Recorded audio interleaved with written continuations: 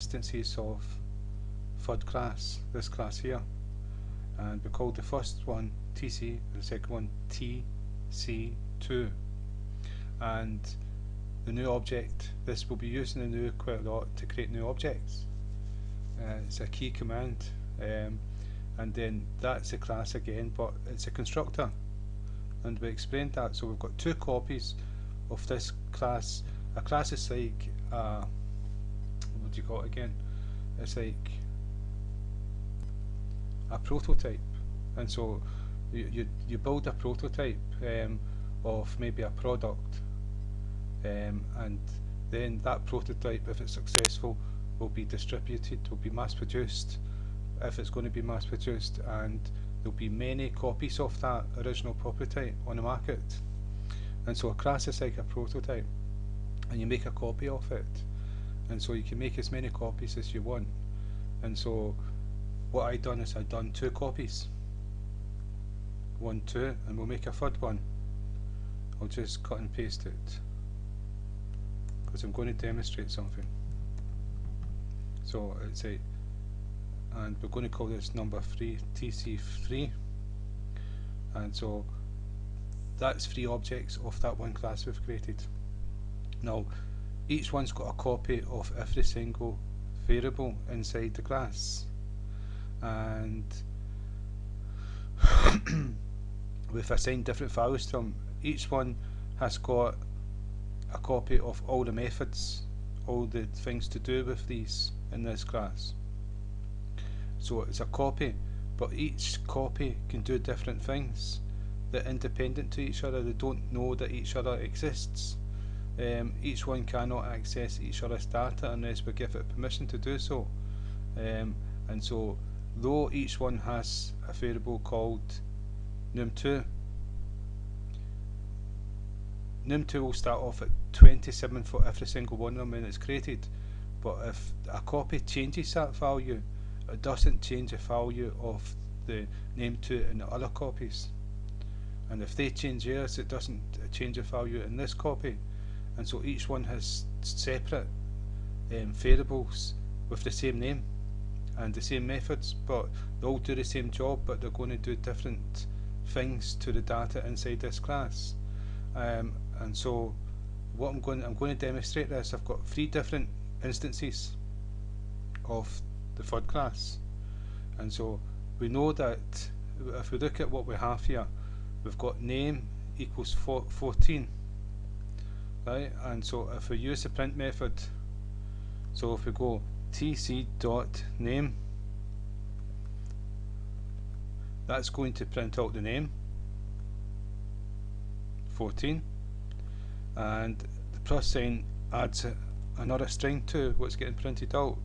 We're going to explain this in inputs and outputs when we get there, and that is quite straightforward as well.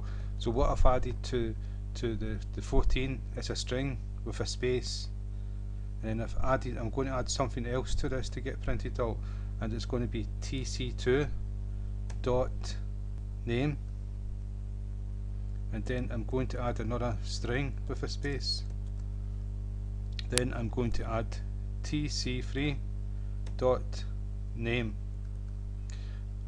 Now that's the same variable in this class, but each one's got a different copy, and so I'm going to print this out, and it'll be 14, 14, 14,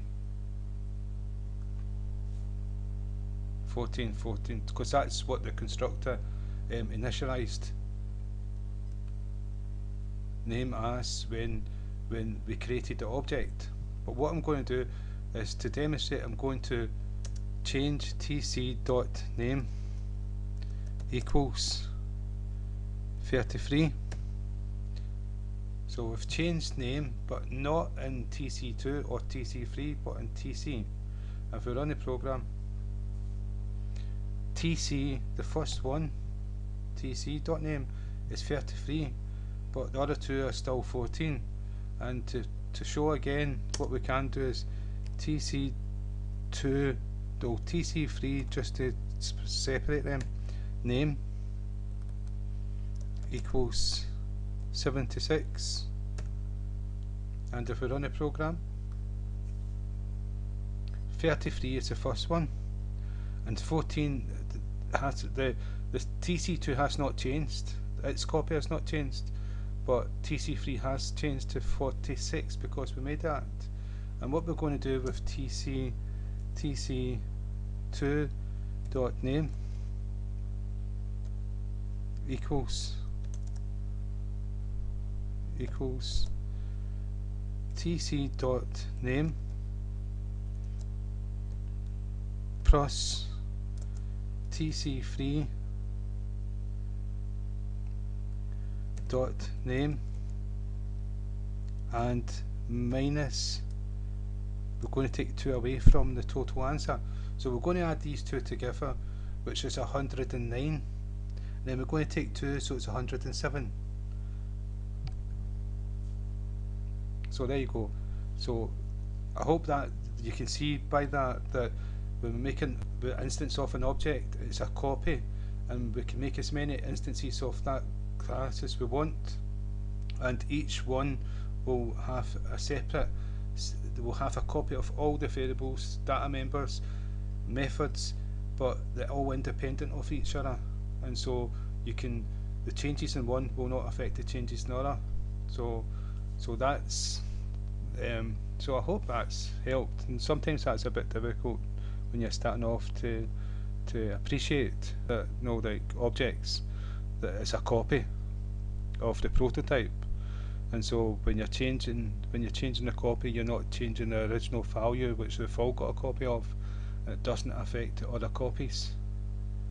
So that's object-oriented programming, but we'll go deeper into it. So again, thank you for your time.